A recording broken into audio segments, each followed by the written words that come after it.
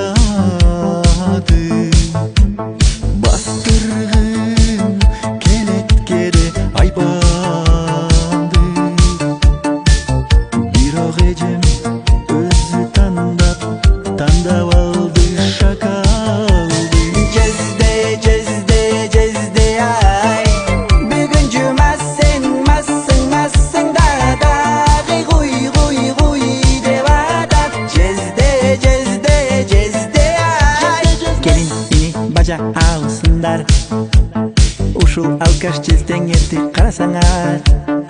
абириң сенин оно бир жагыңан чыкканда жезде фанда